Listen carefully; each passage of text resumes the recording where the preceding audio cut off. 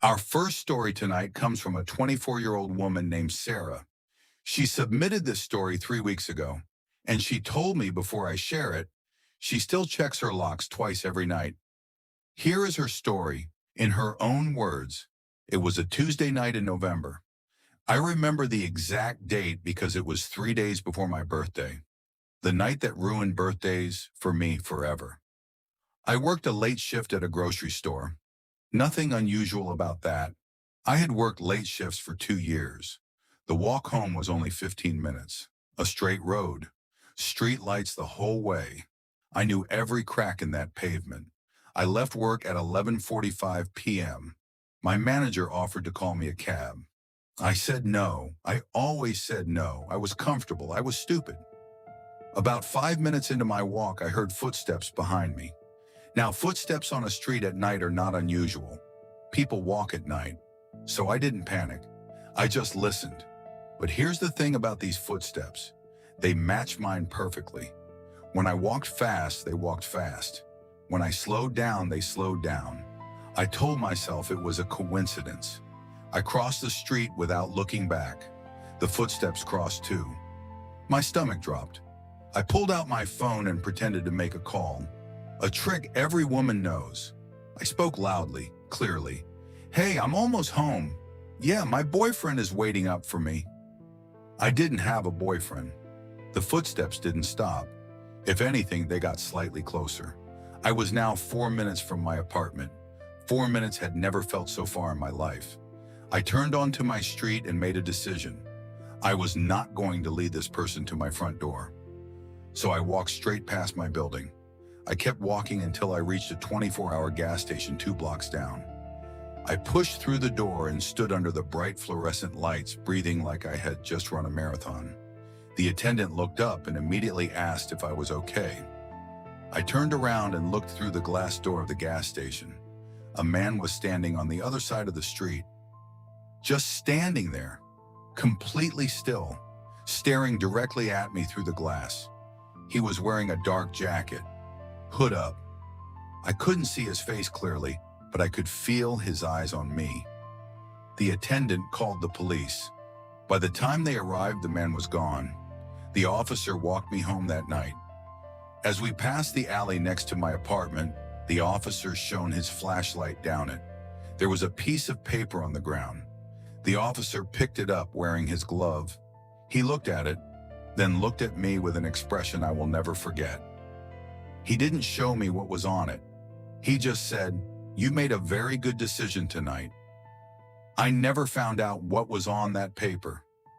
I moved apartments 2 weeks later. I have never walked home alone at night again. Sarah, thank you for sharing that with us. And to whoever was standing on that street, I hope the police find you.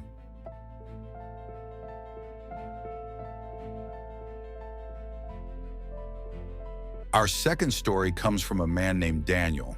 He's 31 years old and lives in a small town in the Midwest. He said this happened 4 years ago, and nobody in his town ever talks about it, but he wanted the world to know. My neighbor's name was Mr. Calloway. He was a quiet man, late 60s maybe, lived alone in the house directly next to mine for as long as I could remember. He kept to himself mostly. We would wave when we checked the mail. Sometimes he would leave tomatoes from his garden on my porch. That was the extent of our relationship. I never thought much about Mr. Calloway until the morning I noticed his curtains hadn't moved in 3 days. See, Mr. Calloway was a creature of habit. Every single morning without fail, his bedroom curtains would open at 7 a.m. Every evening they would close at 9 p.m. I only noticed this because I work from home and my desk faced the window.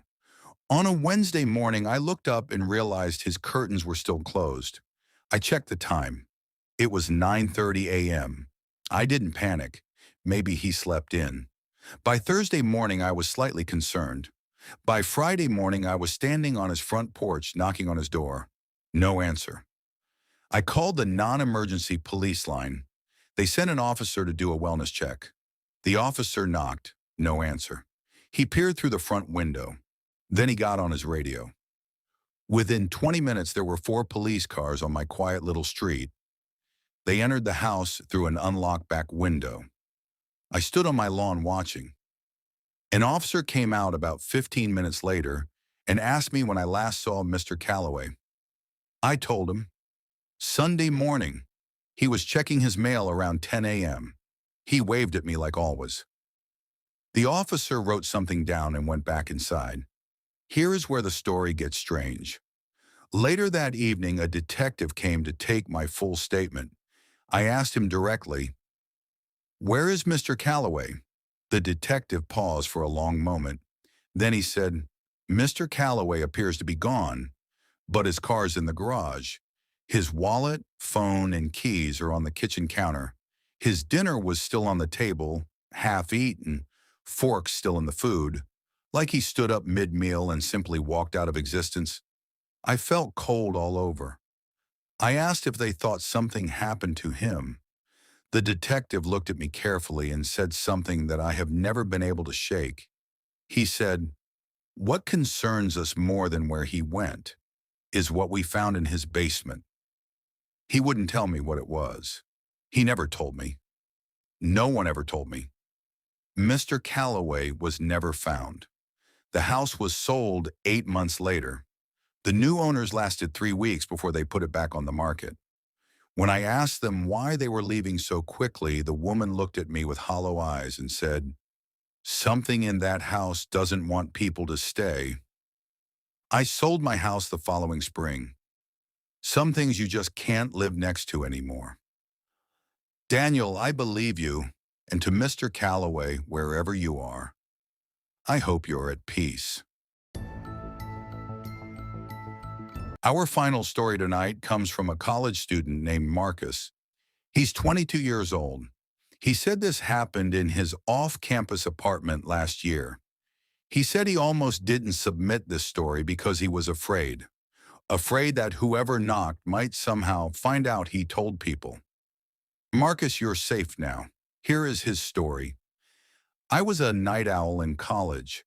Gaming until 2, 3, sometimes 4 a.m. was completely normal for me. My apartment was on the ground floor. My bedroom window faced the parking lot. I always kept the blinds down, but they were thin. Light came through easily. It was a Thursday night in February. Around 3 a.m. I was mid-game, headphones on, completely in my own world. Then I heard it. 3 slow, heavy knocks on my front door. Knock, knock, knock. I paused my game and just sat there. Nobody knocks at 3 a.m. Nobody normal anyway. I waited. Silence. I figured it was a drunk student at the wrong apartment. Happens all the time. I went back to my game. Exactly 10 minutes later. 3 more knocks. Same rhythm, same heaviness. Knock, knock, knock. Now I was uncomfortable. I got up and walked quietly to the door. I looked through the peephole. The hallway was empty. I stood there for a full minute just watching through the tiny circle of glass. Nothing. I went back to bed. It was 3:30 a.m. now. I decided to stop gaming and sleep. I lay in the dark staring at the ceiling. At 3:47 a.m., I heard it again. But this time it wasn't at the front door. It was at my bedroom window.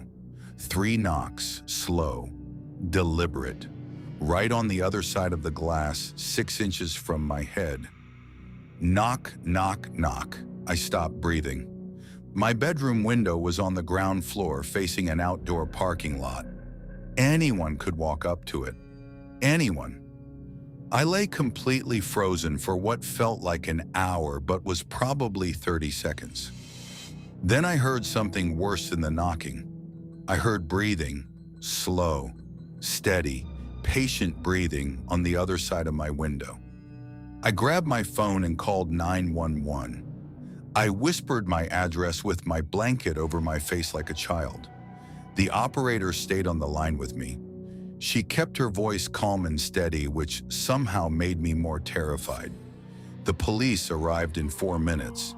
They found footprints in the half-frozen mud below my window. Someone had been standing there. Not just standing, the footprints were deep.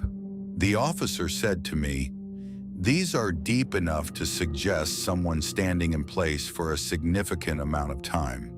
Not passing by, not stopping briefly, standing, waiting, for a long time." They searched the parking lot and surrounding area. Nobody was found. The officers suggested I get a chain lock and cover my windows. He also said something quietly as he was leaving, almost like he didn't mean for me to hear it. He said, "You're lucky you didn't open that door." I moved into campus housing the next day. I left almost everything in that apartment. I didn't care about any of it. To this day, I sleep with the lights on, and I never, ever open my door after midnight. Marcus, you did everything right, and to whoever was standing outside that window at 3 a.m., we see you.